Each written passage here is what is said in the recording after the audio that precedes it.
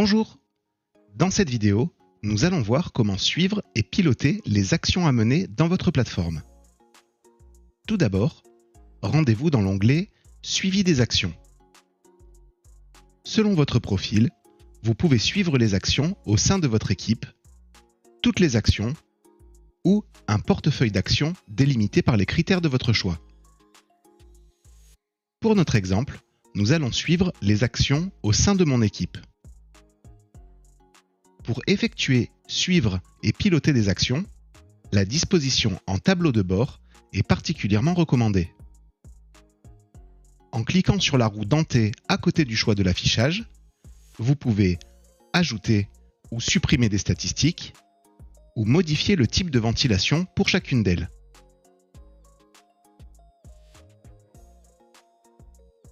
Les tuiles d'agenda des échéances vous montrent les actions à mener aujourd'hui, cette semaine, la semaine prochaine, etc. La tuile retard met en lumière les actions en fonction du nombre de jours écoulés depuis la date d'échéance de l'action. La tuile temps restant en fonction du nombre de jours restants avant la date d'échéance de l'action. La tuile de durée d'inactivité montre les actions n'ayant pas évolué depuis un certain nombre de jours. Enfin, la tuile niveau de confiance propose une ventilation en fonction du niveau de confiance renseigné par les collaborateurs au niveau des phases de mise en œuvre. Les données à l'intérieur de chaque tuile sont cliquables afin d'accéder rapidement aux actions concernées. En dessous des tuiles, vous trouvez un découpage par famille d'actions.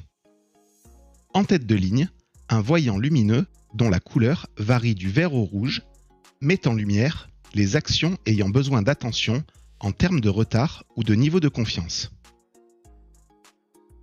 Vous pouvez dérouler chacune des familles d'actions, ici tâches à réaliser, et retrouver les mêmes tuiles de ventilation pour une famille en particulier.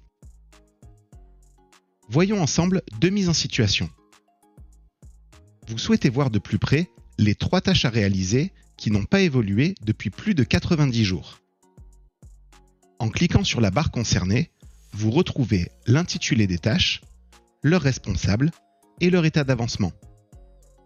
Vous pouvez dérouler la tâche afin de visualiser plus d'informations et utiliser le bouton d'action. Pour notre exemple, nous allons envoyer un email au responsable de ces 3 tâches afin de savoir si tout est sous contrôle pour leur mise en œuvre et les inviter à mettre à jour leur avancement.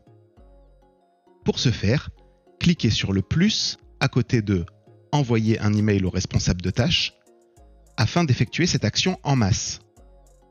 Sélectionnez toutes les tâches grâce au bouton « Sélectionner tout », cliquez sur « Sélection terminée », puis saisissez un objet ainsi que le corps de votre message.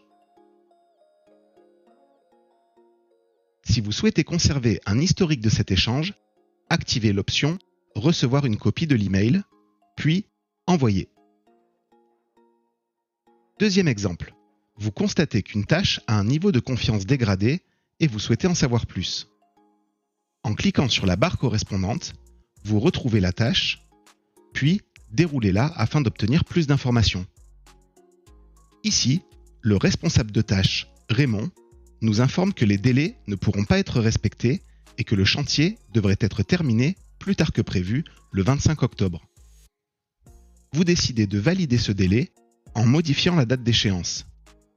Pour ce faire, cliquez sur le bloc « Échéance » ou sur le bouton d'option, puis modifiez la tâche, modifiez la date de fin